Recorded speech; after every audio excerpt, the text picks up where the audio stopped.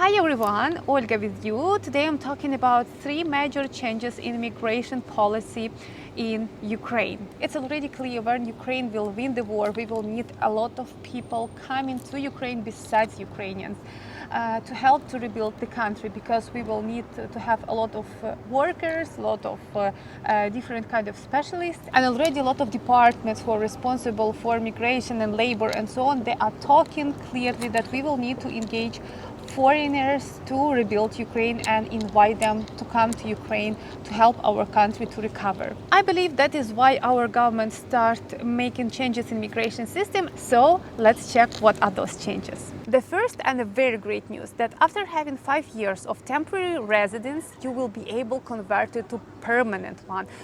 Till now, there was no connection between permanent and temporary. You can have temporary all your life, keep renewing it, but if you don't have real grounds to receive permanent residence, like any blood connection to Ukraine, so you should have Ukrainian relatives or ancestors or be born in Ukraine, or you should make a big investment like $100,000.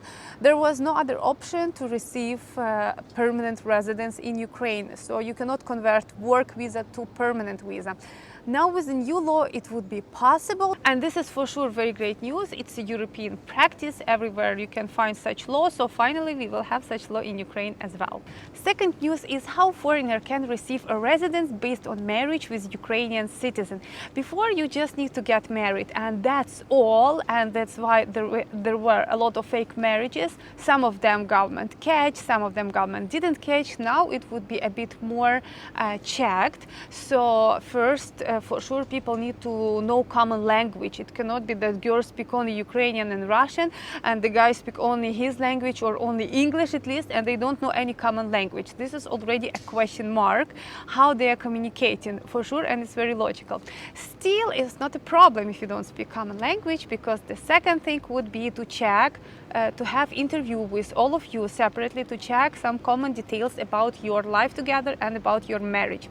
And if one of the party, actually Ukrainian part, refused to have such interview, that would be the reason to not provide residency for the foreigner. Actually, I believe this will really help to avoid fake marriages, because if people are really living together, even if they don't talk common language, they would be able to answer this question with no problem.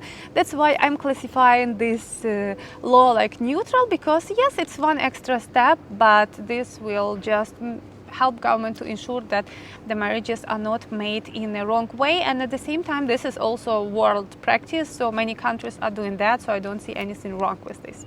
And the third, some kind of negative, it's negative only for people who are targeting to get married or to do any kind of actions in Ukraine with the purpose to receive permanent residence. So before, there were no option, actually, no possibility that permanent residence can be cancelled unless you submit a wrong document. So for example, if you submit fake marriage certificate, fake birth certificate of the kid, or anything else based on which you can receive permanent residence. By the way, many people know that you can receive permanent residence based on marriage, but not many know that you can born a kid in Ukraine. And in Ukraine, if you born a kid just on the territory, you can be both foreigners. The kid would be Ukrainian citizen, and both parents can receive a permanent residence based on that. So still, this is the opportunity only in Ukraine out of all European countries, which I know. And soon they're gonna close this gap as well with the new coming laws about citizenship. This is not the one that I'm talking about right now, but this gap will also close. So if you're thinking about this option, just consider your last maybe years of such chances.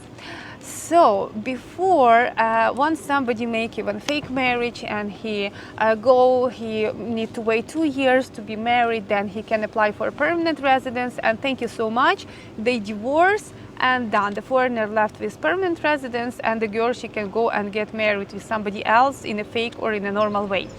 Nowadays, this will not anymore working in that way. So if the reason why you get permanent residence disappear, the permanent residence will be cancelled as well. And I consider this is also fair enough. So if you get permanent residence because of marriage with Ukrainian citizen and you divorce, so what is the reason for you to stay in Ukraine? If your residence was based on marriage, now you don't have marriage, so thank you so much. You have no right to stay in Ukraine.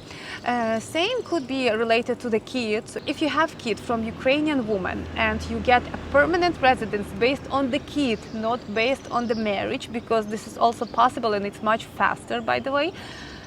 Still, if you lost divorce, you left her, you go out anywhere, you are not appearing in her life anymore, she will take parental right from you. You will lose your permanent residence because of the child, while you don't have relation to the child anymore, while you're not caring about this child, let's say like that. So yeah, it's your biological child, but you don't care about him. So they will take the permanent residence. So all these kind of things, even if you make it all correct, so you get married in real, but you divorce, then you need to understand that your status in Ukraine will be cancelled unless you're already citizen. If you're already citizen, there is no law about that, so yeah, they will not be able to take it from you. But if you're not yet citizen, if you just carry permanent residence, this could be revoked since new law comes to life. So this, guys, was major changes which is coming, and if you need any help with permanent temporary residence to Ukraine, you're always welcome to contact my company. We will help you to find the best way which will suit you. And again, I consider that if you can have work visa, you can come work in Ukraine for 5 years or run business for 5 years, you will have right to get permanent residence. And I assume that this is very great change. I support it because, as I said, this is European practice. So you're most welcome to contact us and we will try to answer in all your questions. Bye bye.